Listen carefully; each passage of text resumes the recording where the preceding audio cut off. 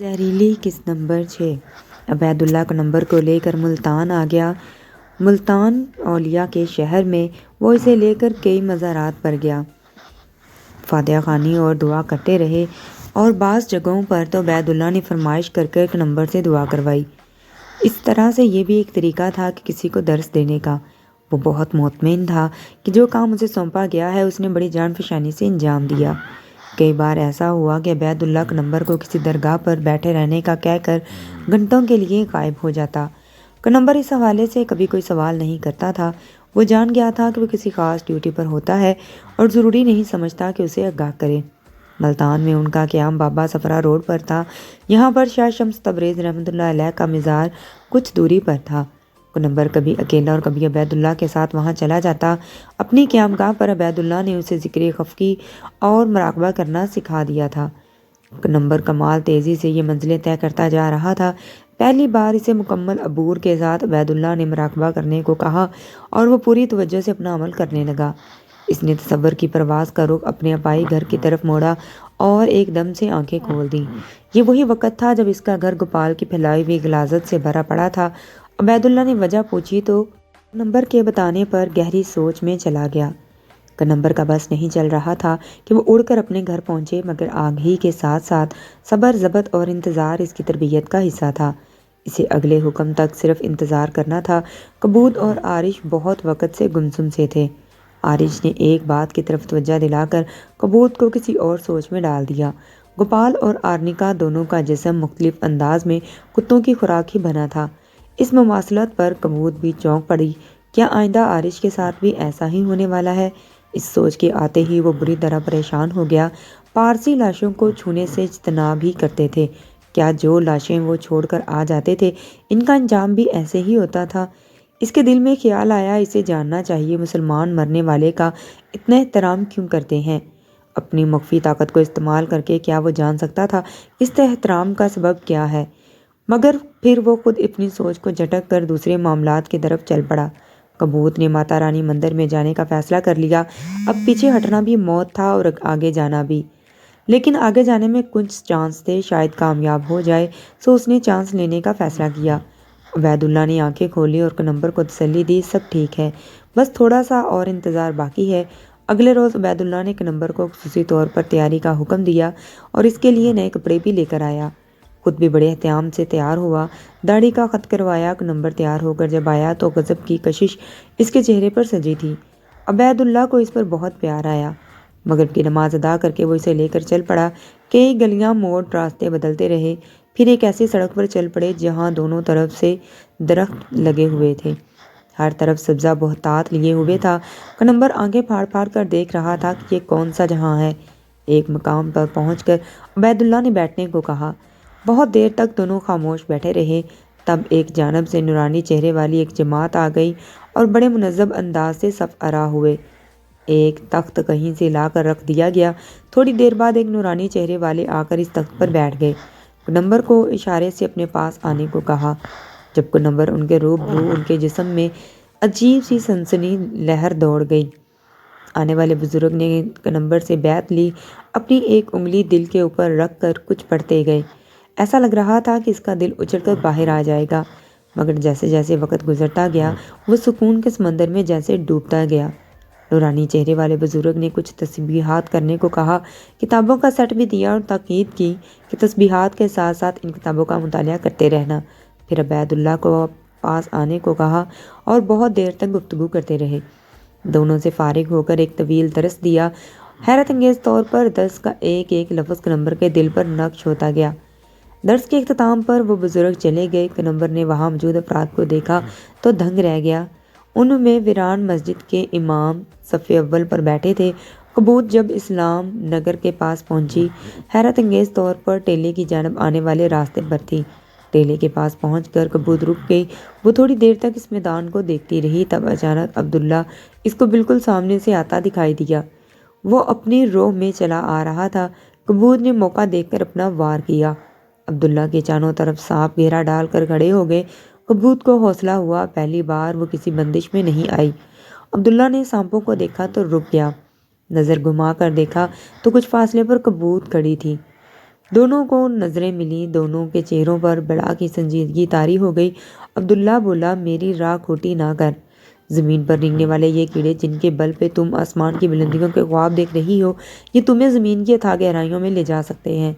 کبوت سنجیدہ چہرے کے ساتھ عبداللہ کی طرف دیکھتی گئی۔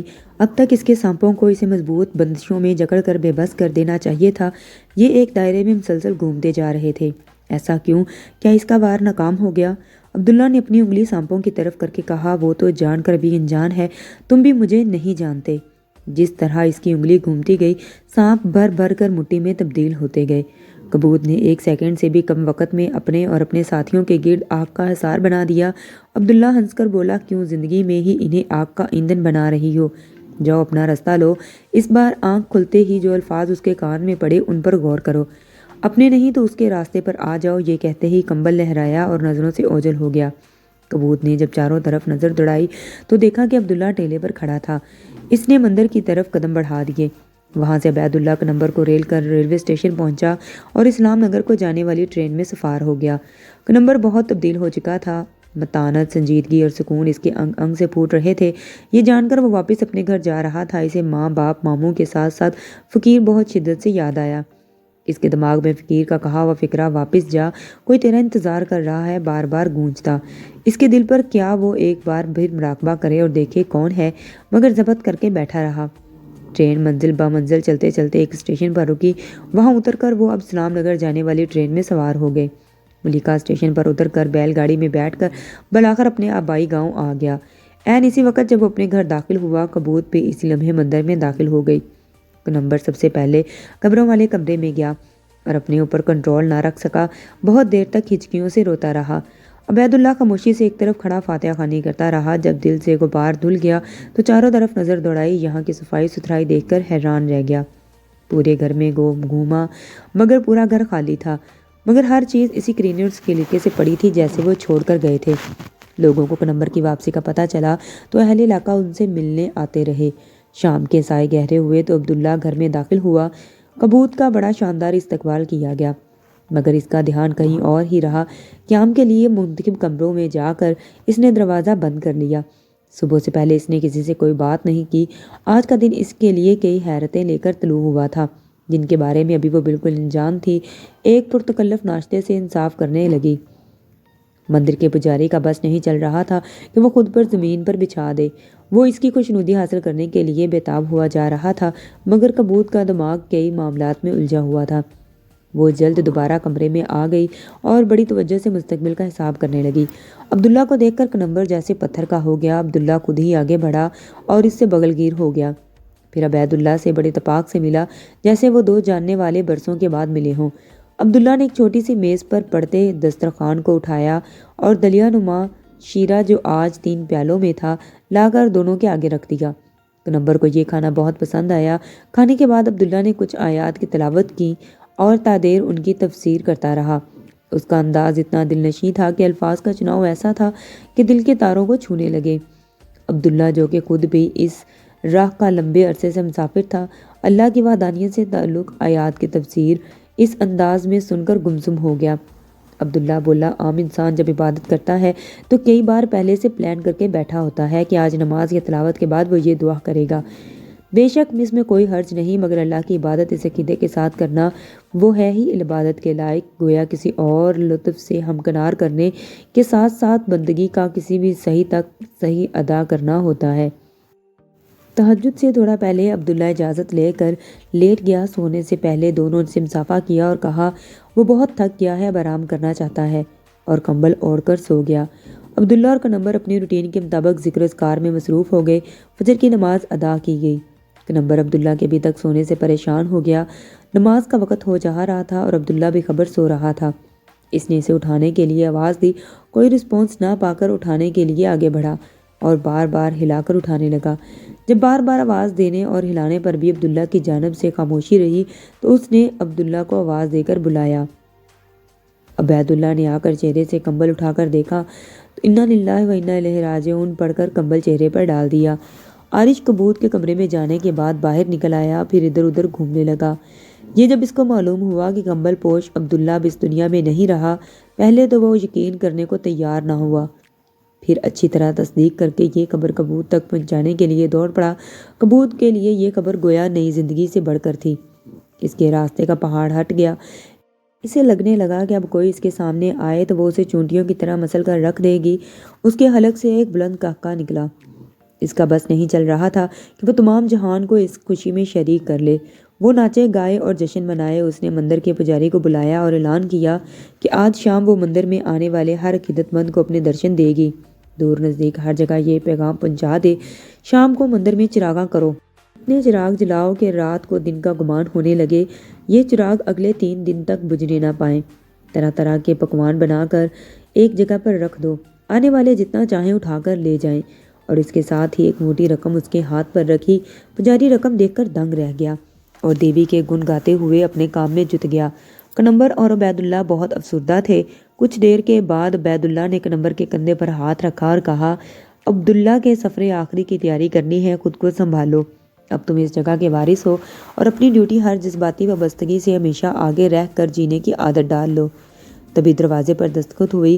عبداللہ اٹھ کر باہر آیا تو اس نے دیکھا کہ اس کے سامنے نورانی چہرے والے بزرگ جن کے ہاتھ پر بیعت کی تھی کھڑے تھے۔ اس نے نم آنکھوں سے ان کا استقبال کیا اور انہیں اپنے ساتھ اندر آنے کو کہا۔ فیصلہ ہوا کہ عبداللہ اسی ٹیلے پر دفن کیا جائے گا جہاں وہ دن کے اوقات پر رہتا تھا۔ آنے والوں نے تمام انتظامات سنبھال لیے۔ جب جنازہ کنمبر کی رہائش سے باہر نکلا تو آسمان نے عجیب رنگ دیکھا۔ تاہم گمنام رہنے والے عبداللہ کے جنازے کے ساتھ ساتھ حد نگاہ تک لوگ ہی لوگ تھے۔ کنمبر اور عبید اللہ جنازہ اٹھائے سب سے آگے تھے اور اتنے لوگ تھے جیسے کسی بڑی شخصیت کی رخصتی ہو رہی ہو۔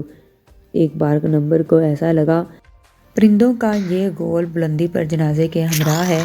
خلق خدا کا یہ ہجوم عبداللہ کو اس کی آخری آرام گاہ تک چھوڑ کر رات گئے واپس ہوا۔ عبید اللہ، کنمبر اور نورانی چہرے والوں کی جماعت واپس کنمبر کے گھر آ گئی۔ کبوت کے لیے آج کا دن گویا عید کے جیسا تھا۔ نماز جنازہ مندر کے پاس سے گزرنا تھا۔ وہ ایک کمرے میں بیٹھے جنازے کی رات تک رہی تھی۔ جب جنازہ آیا تو اس کے لیے دنیا کی سب سے بڑی خوشی ساتھ لے کر آ رہا تھا۔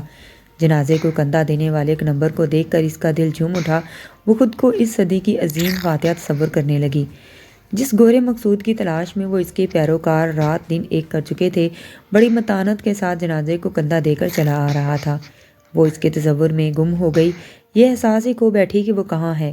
جب شام کو پجاری اسے بلانے آیا تب اس کو ہوش آیا۔ وہ ایک دیوی کی شان سے چلتی ہوئی درشن کے لیے آئی۔ ایک جانب آرش سونے اور چاندی کے سکوں سے بھرا تھال اٹھائے ہوئے تھا۔ جب بھی دیوی کے چرن چھونے آتا وہ ہاتھ بھر بھر کر اس کی جولی میں سکے ڈال دیتی۔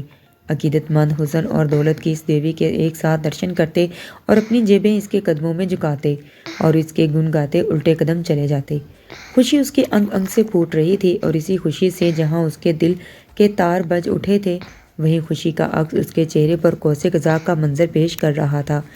اس کی ایک طرف ایک نظر دیکھنے والا اس ملکوتی حسن کی ملکہ کو دیوی سے کم تسلیم کرنے کو تیار ہی نہیں ہو رہا تھا۔ گھر واپس آ کر نورانی چہرے والے بزرگ کنمبر اور عبید اللہ کے ساتھ گھر کے ایک اندرونی کمرے میں آ گئے۔ عبید اللہ کو عبداللہ کا کمبل لانے کو کہا۔ عبداللہ کی وفات کے بعد عبداللہ نے کمبل طے کر کر بڑی حفاظت کے ساتھ گھر کے اندر ایک کمرے میں رکھ دیا تھا۔ جب کمبل مرشد کو پیش کیا انہوں نے بس حد احترام اسے آنکھوں سے لگایا اور بوسہ دیا۔ پھر عبید اللہ کو پاس بلا کر کمبل اس کے اوپر ڈال دیا۔ عبید اللہ اس عنایت پر آبدیدہ ہو گیا اور رقت امیز آواز میں ان کا شکریہ ادا کیا اور دونوں طرف دوازنوں ہو کر بیٹھ گیا۔ بزرگ گویا ہوئے کہ یہ ایک بھاری امانت تمہیں سونپ دی ہے، بلا شبہ تم اس کے مستحق ہو۔ کنمبر کا خیال رکھنا، یہ ابھی بچہ ہے۔ یہاں کے معاملات نپٹا کر جب فارغ ہو گئے تب تمہاری نئی ڈیوٹی شروع ہو جائے گی اور پھر تم عبید اللہ نہیں نئے عبداللہ ہوگے۔ کنمبر اب مستقل طور پر یہاں پر قیام پذیر رہے گا، اپنے والد اور ابا کے نقش قدم پر چل کر لوگوں کی رہنمائی کرتا رہے گا۔ تاہم وہ ہر چاند کی پہلی جمعرات ہماری خاص محفل میں ایک نئے ممبر کے طور پر شامل کر لیا گیا ہے، جہاں سے تربیت کے باقی مراحل طے کرے گا۔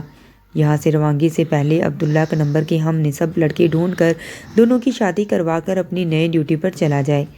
اس بات پر مرشد سمیت سب کے ہونٹوں پر ایک تبسم کی لہر آ گئی۔ 3 دن قیام کے بعد بزرگ اور ان کے ساتھی وہاں سے رخصت ہو گئے۔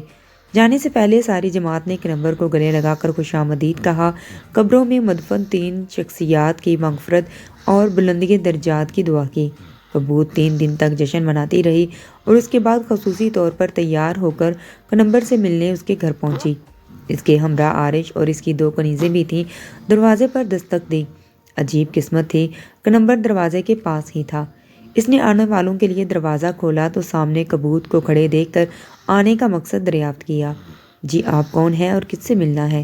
کبوت جو کنمبر کو دیکھ کر کھل اٹھی تھی اور اس کے گمان میں چلی آئی کہ وہ تو اس کا دیوانہ ہے، اسے دیکھ کر خوشی سے پاگل ہو جائے گا۔ اس کے اس سوال پر چونک اٹھی اور اس کی نظروں میں نہ کوئی شناسائی تھی نہ کوئی پیار کی رمق۔ آنکھوں میں اجنبیت لیے اس نے اپنا سوال پھر سے دہرایا۔ اس بار کبوت کو احساس ہوا کہ کنمبر اس کی نظروں سے نہیں دور ہوا تھا، اس کے دل اور دماغ سے اس کا عکس تک مٹ چکا تھا۔ کبوت کے لیے یہ جھٹکا ناقابل یقین تھا۔ عارش جو تمام صورتحال کو بغور دیکھ رہا تھا، معاملہ سلجھانے کی غرض سے فوراً ایک فرضی نام سے کسی کا دریافت کرنے لگا اور پھر معذرت کر کے سب کو لے کر آگے نکل گیا۔ دور کونے میں بیٹھا عبید اللہ صرف مسکرا کر رہ گیا۔ مندر میں واپس پہنچ کر کبوت گویا اپنے سے باہر ہو گئی۔ اس کا حسین چہرہ غصے کی شدت سے بھیانک روپ اختیار کر گیا۔ راستے میں جو چیز نظر آئی ٹھوکروں سے اڑاتی گئی۔ مندر میں موجود تمام افراد سہم گئے۔ وہ سیدھی اپنے کمرے میں آئی اور آہن جما کر آنکھیں بند کر لیں۔ اپنے سحر سے سب سے پہلے کنمبر کے دل پر دستک دی، لیکن وہاں موجود تیز روشنی سے اس کی آنکھیں خیرہ ہو گئیں اور وہ چند سیکنڈز بھی وہاں رک نہ پائی۔ تلملاتی ہوئی فوراً اس کے دماغ کو اپنے کنٹرول میں لیتا چاہا، لیکن اس کے تمام منتر جیسے کسی پتھر سے ٹکرا کر واپس آ گئے۔ وہ چیخ اٹھی اور عارش کو آواز دی۔ عارش کمرے کے دروازے کے پاس ہی تھا، فوراً اندر آیا۔ کبوت نے اپنی ناکامی کی سرگزشت اس کے گوشے گزار کی تو وہ بھی سر پکڑ کر بیٹھ گیا۔ دونوں گھنٹوں بیٹھے اس نئی رکاوٹ پر غور کرتے رہے، پھر سے تمام ذائچے نکالے گئے۔ قدیمی کتابوں کو کھنگالا جانے لگا۔ 2 دن کی طویل مشقت کے بعد جو نتیجہ سامنے آیا، اس کے مطابق کبوت ایک نئے سحر کی تیاری میں لگ گئی۔ کبوت کے جانے کے بعد کنمبر نے جب آنکھیں بند کر کے اپنے آپ کو مراقبے میں ڈبویا تو ہر چیز اس کے سامنے روز روشن کی طرح آ گئی۔ یہ آگاہیاں اس کے لیے بے حد تکلیف کا باعث تھیں۔ یہی وجہ ہے اللہ کی ذات اپنے بندے کو تکلیف سے بچانے کے لیے اسے بہت سی تلخ حقیقتوں سے دور رکھتی ہے، مگر وہ جو کہتے ہیں نا، محبت کے لیے بھی کچھ خاص مجموعہ ہوتا ہے، وہ نغمہ ہے جو ہر ساز پر گایا نہیں جاتا۔ ایسا ہی کچھ خاص اشخاص معرفت اور آگاہی کے لیے چن لیے جاتے ہیں۔ اس سلیکشن کی پہلی کوالیفیکیشن ہی خواہشات نفسی پر قابو پانا ہے۔ کبوت کے لیے اس کے دل میں نفرت بھر گئی اور اس کا دل کیا کہ وہ بھی جا کر کبوت اور عارش کو قتل کر کے اپنی ماں، ماموں، ممانی اور فقیر کے خون کا حساب برابر کر دے۔ وہ بے تاب ہو کر اٹھا اور عبید اللہ کے سامنے آتا دیکھ کر رک گیا۔ وہ جان پایا کہ جب سب بتاتا چلا گیا۔ عبید اللہ نے اس کے کندھے پر ہاتھ رکھا اور صبر کی تلقین کی۔ ایک بار پھر سے ہونی اور انہونی کا فلسفہ بڑی تفصیل سے سمجھایا۔ عبید اللہ نے اسے کہا کہ حضرت علی نے اس کافر کو چھوڑ دیا تھا جس پر آپ وار کرنے والے تھے، اور اس نے آپ پر تھوک دیا، کیونکہ اب اگر اسے قتل کرتے تو یہ جہاد فی سبیل اللہ کی نفی ہوتی۔ عبید اللہ سے بات کر کے اس کے دل کا بوجھ ہلکا ہو گیا، اور جبکہ وہ خود بھی اس راستے کا مسافر بن چکا تھا، جلدی اپنی ذات سے وابستہ خواہشات کا گلا دبا کر پرسکون ہو گیا اور وضو کر کے سجدہ سربسجود ہوا اور اللہ سے اپنے لیے صبر مانگنے لگا، اپنے دل میں آئی خواہش پر قابو پانے کی توفیق مانگنے لگا، پھر دیر تک اللہ سے شیطان کے شر سے پناہ اور اپنی غلطیوں کی معافی کی طلبگار رہا۔ کبوت نے کئی دن کی چلہ کشی اور نہ جانے کتنے منتروں کا ورد کر کے ایک موم کا دل بنایا۔ اس نے اس دل کو جلانا تھا۔ جیسے جیسے موم پگھلتی کنمبر کا دل اس کی طرف مڑتا جاتا، وہ اس کے دل میں پہلے سے وسوسے ڈالتی اور پھر اس کی خواب دیدہ بنا کر ایک خاص عمل کرتی، پھر سے اسے قبضے میں کر لیتی۔ عارش اور کبوت ابھی یہ جان چکے تھے کہ کنمبر روحانیت کے کچھ درجے طے کر چکا ہے۔ اگر اسے روکا نہ گیا تو وہی ان کی جان کا دشمن بن جائے گا۔ ان کے علم میں یہ بات آ گئی تھی کہ صدیوں سے بچھائی گئی یہ بساط اگر باآور اس کے ذریعے ہونی ہے تو بربادی بھی اسی کے ہاتھوں لکھی ہے۔ یہ وہ واحد چیز تھی جو اب جا کر اس کے علم میں آئی تھی۔ یہ جانکاری ان کے لیے بہت پریشان کن تھی، جن سے اب تک وہ لا علم تھے۔ عبید اللہ کنمبر کو بتا کر 1 ہفتے کے لیے کسی اہم کام سے چلا گیا۔ جانے سے پہلے اس نے گھر کے چاروں کانوں میں کیل گاڑ دیے تھے اب کوئی شیطانی طاقت گھر کے اندر نہیں آ سکتی تھی۔ اس کا یہ سفر اپنی ذمہ داری لگا گیا تھا، ایک اہم ذمہ داری کی تکمیل کے لیے گیا تھا۔ اسے کراچی جانا تھا۔ وہاں ایک سفید پوش سید زادے جن کی 3 بیٹیاں تھیں، 2 کی شادی کر چکے تھے مگر تیسری صاحبزادی کے رشتے کی وجہ سے بہت پریشان تھے۔ وہ اپنی تیسری بچی کے لیے کسی نجیب الطرفین سید سے رشتہ کرنا چاہتے تھے مگر کوئی رشتہ مل کر ہی نہیں دے رہا تھا۔ دونوں میاں بیوی اللہ سے دعا کرتے، اے خالق تو اپنے فضل سے ہماری مراد پوری کر دے۔ عبید اللہ اب پہلے والا عبید اللہ نہیں رہا تھا۔ کمبل جو اس پر ایک امانت کے طور پر موجود تھا، جب اپنا سر اس کے اندر ڈھانپ کر سوتا تو کئی راز کونوں مکان کا امین بن جاتا۔ جب وہ راز اس پر آشکار ہوتے تو معرفت کے مسافر کے طور پر اس کا حل کا بوجھ نکل پڑتا۔ ایک سفید پوش سید زادے کی پریشانی بھی گویا اس کی ڈیوٹی کا حصہ تھی۔ کبوت اور عارش سر جوڑ کر بیٹھ گئے، حساب کر چکے تھے مگر اس کی دشمنی کے بچے بغیر کسی دوست بنانے کے کوئی راستہ سمجھ میں نہیں آ رہا تھا تو شیطان کو پکارنے لگے۔ اس بار عارش اور کبوت دونوں مل کر چلا کر رہے تھے۔ جلد ہی شیطان ان کی مدد کو آن پہنچا۔ اس نے انہیں بتایا کہ ان کے پاس صرف 1 ہفتہ ہے۔ اگر کنمبر کا نکاح کسی اور لڑکی سے ہو گیا تو اس کی دوست بنانے کا سوچنا بھی ممکن نہیں رہے گا۔ اس لیے میں خود آیا ہوں۔ کنمبر کے ساتھی عبید اللہ کو ہلکا نہ لینا، وہ عبید اللہ سے بھی بڑا خطرناک ہے۔ آج کل وہ کسی اور کام میں مصروف ہے، 1 ہفتے تک یہاں سے دور ہے۔ اس کے آنے سے پہلے اگر تم نے یہ کام کر لیا تو سمجھو کنمبر موم کو آگ لگاتے ہی تمہارے قدموں میں ہوگا، اور اگر ہفتہ گزر گیا تو اپنی شخصیت تسلیم کر کے یہاں سے چلی جانا۔ ہاں، میری پیشکش تب بھی برقرار رہے گی، سیدھی میرے پاس آ جانا۔ وہ شیطانی ہنسا اور ایک چھوٹی سی شیشے کی بوتل ان کے حوالے کی اور استعمال کے متعلق ہدایات دے کر غائب ہو گیا۔ کبوت اس کے جانے کے بعد تادیر گمسم بیٹھی رہی۔ عبید اللہ کے جانے کے بعد کنمبر بہت عرصے تک تنہا رہا۔ اس نے اگلے دن اپنے والد کے دوست سے ملاقات کی اور اپنے باپ کی طرح تجارت کو پیشہ بنانے کا ارادہ کیا، چونکہ وہ بھی یہی کام کرتے تھے اور اس کے والد کی مدد بھی کرتے تھے۔ انہوں نے اس کا پراتفاق خیر مقدم کیا اور ہر طرح سے مدد کی یقین دہانی کروائی۔ ساتھ ہی یہ پیشکش بھی کر دی کہ وہ کنمبر کے ساتھ لے جا کر مارکیٹ میں آگاہی طور پر اپنی نگرانی میں ابتدائی سودے کروائے گا۔ کنمبر ان سے مل کر آنے کے بعد گھریلو دستکاری سے منسلک مختلف لوگوں سے ملا اور اپنا متعارف کروایا۔ کچھ لوگوں نے مال دینے کی حامی بھر لی اور کچھ نے کہا کہ سوچ کر جواب دیں گے۔ کنمبر جب رات کو سونے لگا تو اس نے ایک بار پھر مراقبہ کیا اور اس بار کبوت اور آرائش جو کچھ کر رہے تھے وہ جان کر وہ کانپ اٹھا۔ اسے روشنی تو حاصل تھی مگر ان کو کیسے روکنا ہے اس کام کی ابھی الف بے بھی نہیں جانتا تھا، نہ وہ اس بات سے آگاہ تھا کہ وہ یہ سب کیوں کر رہے ہیں۔ عبید اللہ کی واپسی جمعے تک متوقع تھی اور آج اتوار تھا۔ سوچنے کے لیے کل کا پورا دن اس کے پاس تھا کیونکہ منگل کی رات کے لیے کام منتخب کیا گیا تھا۔ اب جو بھی کرنا ہے اسے خود ہی کرنا ہے۔ اس نے پکا عہد کیا کہ وہ ان کو ان کے ناپاک ارادوں میں لازمی ناکام کرے گا، جان ہی کیوں نہ چلی جائے۔ وہ یہ ارادہ کر کے وہ لوٹ گیا اور پرسکون سو گیا۔ شیطان نے جب بوتل دی تو اس میں سے کوئی بدبودار سیاہی مال محلول تھا۔ اس نے ہدایت کی، محلول 2 حصوں میں تقسیم کر لو۔ پہلا کام یہ کرنا تھا کہ اس خلیص محلول کو عبداللہ کی قبر پر ڈالنا تھا جس سے وہ ناپاک ہو جاتی۔ اگر یہ کر لیا تو سمجھو تمہارے اور کنمبر کے بیچ میں وہ حائل پلک جھپکتے ہی زائل ہو جائے گا۔ پھر تمہیں کنمبر کو حاصل کر لو گی اور اس کے لیے تمہیں سرگوشیاں دنیا کی دلکش موسیقی ہوں گی۔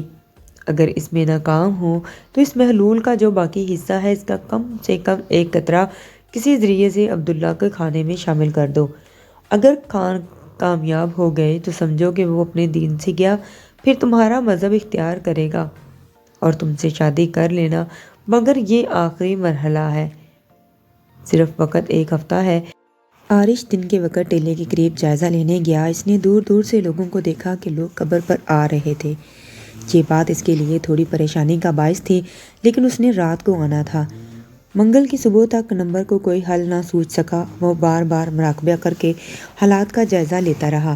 اس نے عارش کو وہاں گھومتے بھی دیکھ لیا تھا، پھر ایک فائنل فیصلہ کر کے بہت سکون سے آ گیا۔ عشاء کی نماز ادا کی، اللہ سے بہت دیر تک اپنی کامیابی اور دشمن کی ناکامی کی دعا کرتا رہا۔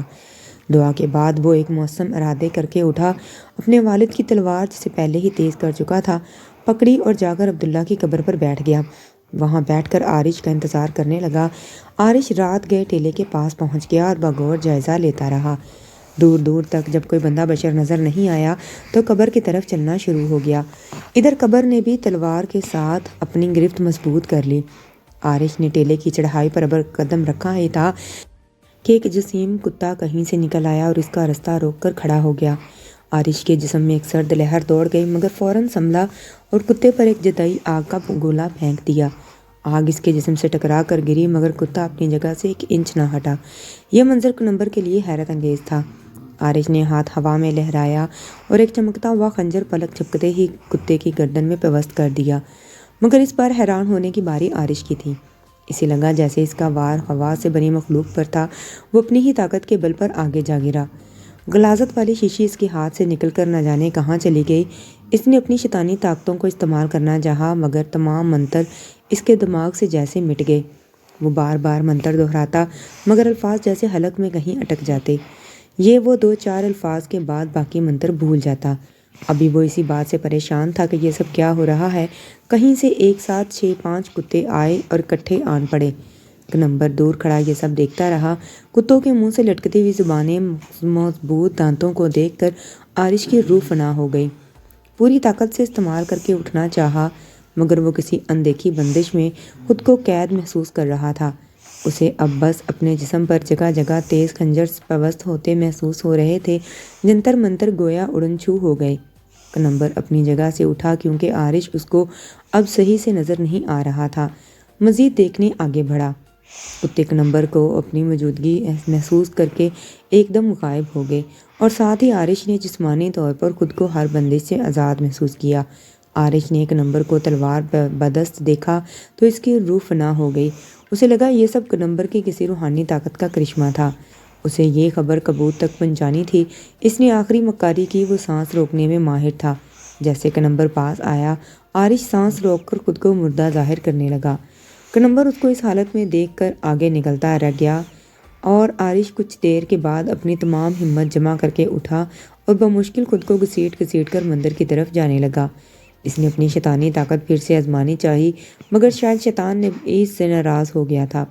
وہ اس بات سے انجان تھی اس کی زندگی ہی دراصل دوسروں کے لیے نشان عبرت بننا مقصود تھا، ورنہ کتے تو پھر بھی بڑے سائز کے جانور تھے، وہاں تو ابیبیلوں سے ہاتھی مروا دیتا ہے۔ کنمبر نے واپس آ کر 2 رکعت نماز شکرانہ ادا کی اور اللہ کا شکر ادا کر کے سو گیا۔ اس رات اس نے خواب میں دیکھا کہ عبداللہ انتہائی قیمتی لباس میں ملبوس ایک خوبصورت گھوڑے پر سوار ان درختوں سے لدی سڑک پر گھوم رہا تھا جس پر سفر کر کے وہ اور عبداللہ نورانی چہرے والوں سے ملے تھے۔ آج وہاں کا موسم بے حد حسین تھا، نہ گرمی نہ سردی، چمکدار سا دن، اور ہاں پرندوں کا ایک غول آج بھی اس کے سر پر ایک مناسب فاصلے پر اس کے ساتھ ساتھ محو پرواز تھا۔ اس نے کنمبر کو دیکھا اور ایک تازہ گلاب کا پھول دیا اور کہا، عبداللہ کے باپ کے لیے، عبداللہ کی طرف سے۔ کنمبر کچھ نہ سمجھتے ہوئے پھول لے کر سونگنے لگا۔ ادھر کبوت عارش کی واپسی کی راہ دیکھ رہی تھی۔ اچانک نیند کا غلبہ آیا اور وہ سو گئی۔ تیز دستک کی وجہ سے اس کی آنکھ کھلی۔ اسے لگا کہ اس کی آنکھ ابھی لگی تھی مگر وہ پچھلے 3 گھنٹوں سے بے خبر سو رہی تھی۔ جلدی سے اٹھ کر دروازے پر آئی۔ خادم ایک چارپائی اٹھائے ہوئے تھا جس پر عارش خون میں لت پت نیم بے ہوش تھا۔ وہ بھاگ کر وہاں گئی اور عارش کو اس حالت میں دیکھ کر کانپ گئی۔ فوراً علاج کی غرض سے احکامات دینے لگی مگر عارش اشارے سے پاس بلا رہا تھا۔ اس نے رک رک کر سارا ماجرا سنایا اور بے ہوش ہو گیا۔ پروہت، پجاری، کنیزیں سب اس کی تیمارداری میں لگ گئے۔ کبوت بہت دیر تک وہاں کھڑی آسمان کی طرف دیکھتی رہی۔ صبح دن چڑھے اٹھی اور عارش کی خبر لینے گئی۔ عارش کا جسم جگہ جگہ سے کتوں کے کاٹنے سے ادھڑا پڑا تھا۔ موسم کافی بہتر تھا مگر وہ تھر تھر کانپ رہا تھا۔ کبوت نے فوراً آگ جلانے کا حکم دیا اور خادموں کو ہر طرح سے علاج کرنے کی ہدایت کی۔ عارش کے چاروں طرف آگ جلا دی گئی۔ کمرہ جیسے جہنم کا چھوٹا سا ٹکڑا بنا دیا گیا مگر عارش کی کپکپی کسی صورت کم نہیں ہو رہی تھی۔ اس کے جسم پر کسی طرح لیپ لگائے گئے مگر پھر اس کی تھرتھراہٹ کو دیکھ کر اس پر رضائیاں ڈال دی گئیں۔ کسی نارمل انسان کے لیے اس کمرے میں 5 منٹ رکنا بھی ناممکن تھا لیکن وہ تھا کہ تھر تھر کانپے جا رہا تھا۔ کچھ پل وہاں رکی پھر اپنے کمرے کی طرف چلی گئی اور شیطان کی دی ہوئی شیشی کو بہت دیر تک دیکھتی رہی۔ دھیرے دھیرے اس کے لبوں پر ایک مسکراہٹ آ گئی اور پھر یہ مسکراہٹ گہری ہوتی چلی گئی۔ وہ اٹھی اور بہت وقار کے ساتھ مندر کے خاص سمت چلی گئی۔ کنمبر آج بھی اپنے کام کے سلسلے کو لے کر ادھر ادھر لوگوں سے ملاقات کرتا رہا۔ ایک تو تھکن اور اوپر سے بھوک نے بہت تنگ کیا، ابھی جا کر اسے کھانا بھی بنانا تھا۔ جلد از جلد گھر واپس آنا چاہا، مگر پھر اس کا رخ عبداللہ کی قبر کی طرف ہو گیا۔ فاتح خانی کے بعد وہ اس جگہ پہنچا جہاں رات کو عارش کو چھوڑ کر گیا تھا۔ بغور زمین کو دیکھا، وہاں جانوروں کے پیروں کے بڑے بڑے نشان تھے۔ تھوڑا آگے آیا تو ایک ایسا نشان دیکھ کر چونک گیا جیسے کسی کو گھسیٹ کر لے کر جایا جا رہا ہو۔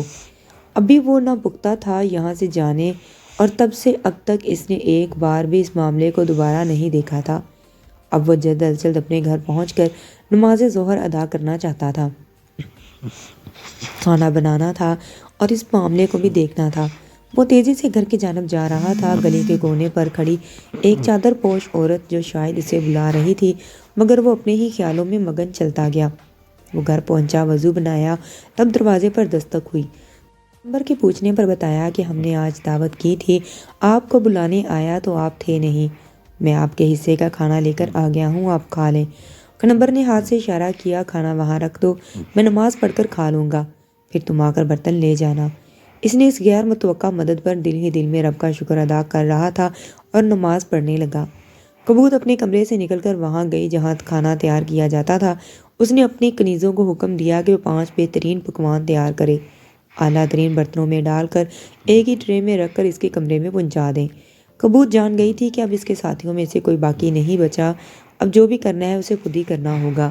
اس شیطانی دماغ نے صلاح دی تھی کہ اسے ایک نئی بہت بڑی شیطانی بساط بچھا لی۔ کنیزیں جب کھانا بنا کر لے آئیں تو اس نے بڑے غور سے ہر چیز کا جائزہ لیا، پھر کمرہ بند کر کے بڑی دیر تک منتر پڑھتی رہی۔ اس کے بعد شیطان کا دیا ہوا محلول تھوڑا تھوڑا کر کے تمام ڈشز میں ڈال دیا۔ محلول سے اٹھنے والی بدبو کو اس نے اپنے منتروں سے ایک بار پھر کھانے کی خوشبو میں تبدیل کر دیا۔ جی تو دوستو، کہانی کا سیکنڈ لاسٹ حصہ آپ کو کیسا لگا مجھے کمنٹ سیکشن میں ضرور بتائیں۔ اللہ حافظ۔